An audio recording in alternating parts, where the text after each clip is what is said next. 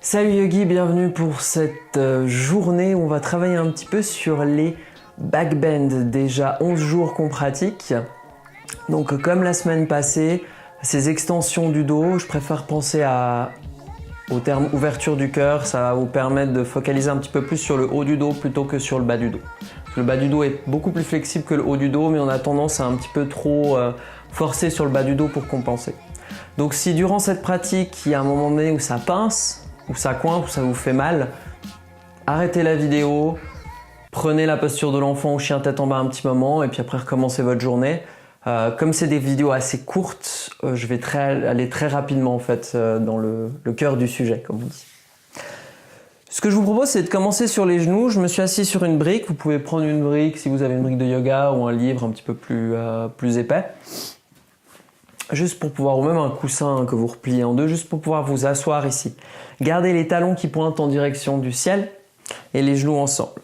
L'idée ici, c'est qu'on tire déjà un petit peu aussi ici au niveau de l'avant des cuisses. Si vous êtes beaucoup plus flexible, vous pouvez même enlever la brique, garder les pieds plus larges que les hanches et commencer à asseoir en fait les fesses sur le tapis. Là, ça va vraiment tirer un petit peu plus. Mais c'est pas nécessaire.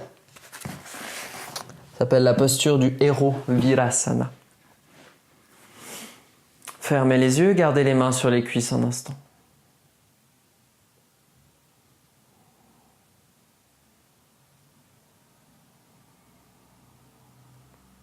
Revenez à la respiration. Et gentiment, on ouvre les yeux. On va trouver un 4 pattes, comme très souvent dans ces vidéos de yoga. Pieds largeur des hanches, mains largeur des épaules. On presse les mains au sol. On va prendre quelques shavas juste pour réveiller la colonne vertébrale. On inspire, on lève le coccyx, on laisse descendre le ventre, le cœur vers l'avant. On expire, on arrondit le dos, donc le coccyx descend. On regarde en direction du cœur. On presse avec les mains.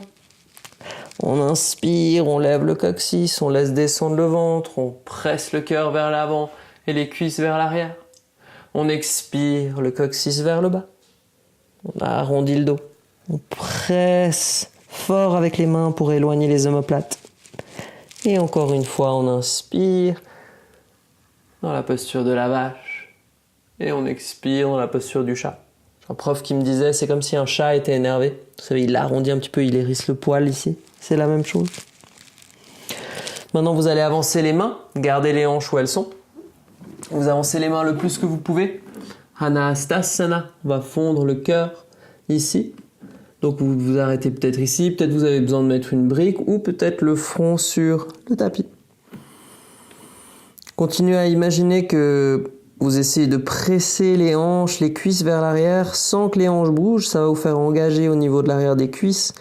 Ça devrait même un petit peu élargir en fait la surface des cuisses ici.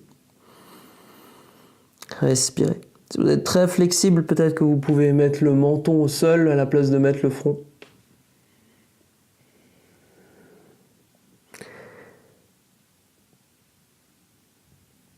Et depuis ici, on se relève, on remet les mains vers l'arrière pour un 4 pattes et on va trouver directement chien tête en bas. Pour ça, on tourne les doigts de pied, on lève les genoux, puis on pousse les hanches vers l'arrière et vers le haut. On regarde vers l'avant, directement depuis ce chien tête en bas, on va venir presser le pied droit entre les mains, le genou gauche au sol, on va prendre un low lunge juste pour tirer un petit peu l'avant de la cuisse gauche. Donc on relève le cœur, on lève les bras. Serrez les cuisses l'une vers l'autre, on aimante les pieds l'un vers l'autre, ça va nous garder stable ici dans notre posture. Engagez le bas-ventre, peut-être que vous regardez en direction du ciel. L'idée ici, c'est de fondre les hanches vers l'avant pour vraiment laisser l'avant de la cuisse gauche s'ouvrir. Depuis ici, on remet les mains au sol, on tourne les doigts de pied arrière, on va retrouver la planche, puis chien tête en bas. Et on va faire la même chose de l'autre côté. On va inspirer, expirer, placer le pied gauche entre les mains, le genou droit au sol. Et on va lever le cœur, lever le corps. Sentir vraiment le flexeur ici de la hanche droite et l'avant de la cuisse droite qui s'ouvre. Si les épaules sont un peu tendues, vous pouvez aussi garder les mains de part et d'autre des hanches, sur les hanches. Parce qu'on se focalise surtout maintenant sur ses cuisses. Et on respire. Depuis ici, on descend. Les mains au sol. On va lever le genou arrière, placer le pied gauche vers l'arrière. On se retrouve dans la planche.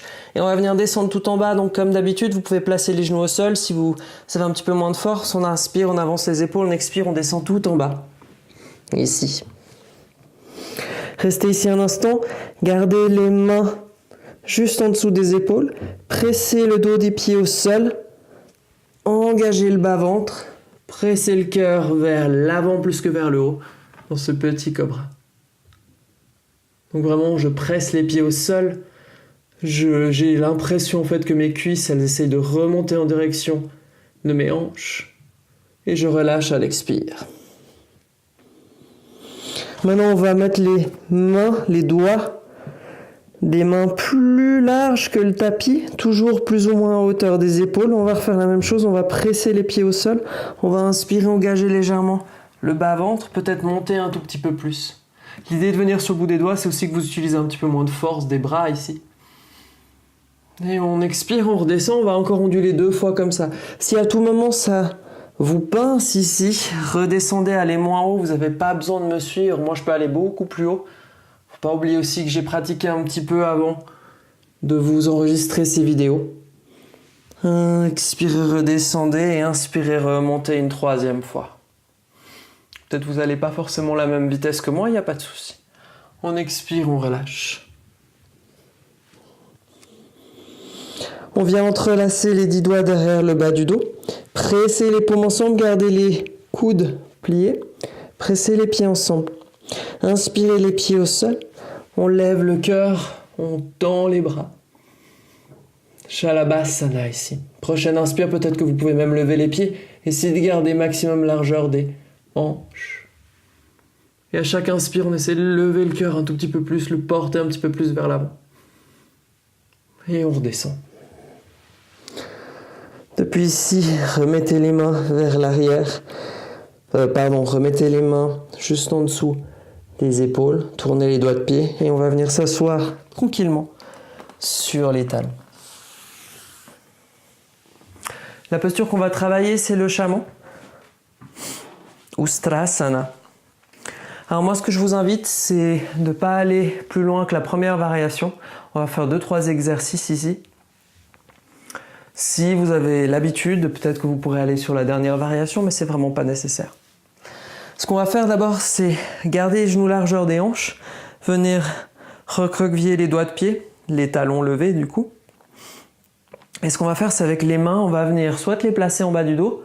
Peut-être que ce que vous pouvez faire, si vous avez un peu plus de flexibilité au niveau des poignets et au niveau des bras, c'est venir presser en bas du dos les paumes avec les doigts qui se tournent vers ici, le haut du dos. Mais ça convient très bien aussi. Donc moi je vais le faire ici, parce que pas tout le monde peut faire ce genre de petites acrobaties. Depuis ici, simplement ce qu'on va faire, c'est serrer les coudes l'un vers l'autre, pousser le cœur vers le ciel, les hanches restent où elles sont, on engage l'avant des cuisses, on porte le regard vers le haut, on porte le cœur vers le haut, du coup les épaules reculent un petit peu. Et on respire ici, on reste ici un instant. Pas besoin d'aller plus loin. Les mains supportent le bas du dos ici. Et on inspire, on remonte. On vient s'asseoir sur les talons si c'est possible en gardant les doigts de pied comme ça. Si c'est pas possible, on défait les orteils ici. Respirez un instant, peut-être fermez les yeux, le dos est droit. Pour ce deuxième exercice, on va travailler un petit peu l'avant des cuisses. Pour ça, on va revenir dans cette posture ici. Alors, cette fois-ci, vous pouvez garder les doigts de pied tournés ici pour que le dos des pieds touche le sol. On va garder les bras le long du corps. Le dos le plus droit possible, on va penser pubis en direction de nombril, engager le bas-ventre, engager l'entièreté en fait ici du ventre. Et ce qu'on va faire, c'est comme un pendule, on va descendre ici un petit peu les épaules vers l'arrière en gardant le dos complètement droit. Donc je vais faire ça quelques fois, il faut presser sur les pieds avec les tibias aussi contre le tapis et vous allez voir que ça va très vite engager l'avant des cuisses. Donc à nouveau, descendez pas trop bas, si vous descendez trop bas, Vous allez probablement perdre cette connexion au niveau du ventre. Et vous allez peut-être même pas pouvoir remonter, donc il faudra mettre les mains de côté pour pouvoir remonter. Je fais encore ça 2-3 fois, juste histoire de réveiller les cuisses et prendre une dernière fois après la posture du chameau. Voilà, comme un pendu. Maintenant, on se rassoit sur les talons juste un instant. Si vous n'avez pas l'habitude de faire, je parie ici que vos cuisses brûlent. Vous inquiétez pas, ça va vous aider pour la prochaine posture. Donc maintenant, on a un petit peu travaillé l'avant des cuisses. On avait déjà travaillé un petit peu les back bends avant sur le ventre. On a réveillé aussi ici un petit peu les épaules. Maintenant, ce qu'on va faire, c'est revenir sur les genoux. À nouveau, moi, ce que je vous conseille, c'est de tourner les doigts de pied. Si à tout moment ici, quand vous descendez, vous sentez une douleur au niveau du dos, vous remontez, il n'y a pas de souci, il n'y a pas besoin de se forcer. C'est ça là qui est bien avec le yoga, c'est que ce n'est pas une compétition. Depuis ici, simplement ce qu'on va faire, garder les genoux largeur des hanches. À nouveau, placer les mains ici sur le bas du dos. Et on va inspirer, on va pousser le cœur vers le haut. Pousser les hanches vers l'avant pour qu'elles restent au même niveau ici. Et peut-être que je peux continuer à porter le regard vers l'arrière. Maintenant, je peux rester ici, ou je peux descendre la main droite sur le talon droit, puis la main gauche sur le talon gauche. Continuez à pousser le cœur vers le ciel, pousser les hanches vers l'avant. Et la nuque, ça dépend un petit peu de comment la nuque se sent. Vous pouvez lâcher la nuque ou vous pouvez garder le regard vers le haut. Gentiment, on remet les mains l'une après l'autre sur le bas du dos. Et on vient s'asseoir. Si la tête tourne un petit peu, c'est normal. Ça me le fait assez souvent avec cette posture. Restez ici, assis sur les talons si c'est possible pour vous. Fermez les yeux. Et avant de reprendre votre journée, essayez de prendre une fois la posture de l'enfant. Pour ça, vous écartez les genoux. Vous commencez à descendre gentiment le corps ici, le front sur le tapis, les mains le long du corps. Et restez un instant. On respire ici. De tous les types de postures qu'il y a au yoga, c'est celle qui me déplaît le plus. C'est celle que je tends à ne pas pratiquer. Malgré le fait que je suis beaucoup plus flexible là que je le suis pour les flexions en avant par exemple. Ça a tendance à vraiment être assez intense, et physiquement et émotionnellement. Et surtout, je vous encourage à vraiment écouter votre corps quand vous faites ce genre de pratique, ce genre de posture. Parce qu'on n'a pas envie de forcer au niveau du dos. Surtout quand on part en extension. Restez dans la posture de l'enfant autant de temps qu'il le faut, ou bien simplement assis sur les genoux pour redresser un petit peu la colonne. On se retrouve demain pour une autre vidéo. Namasté.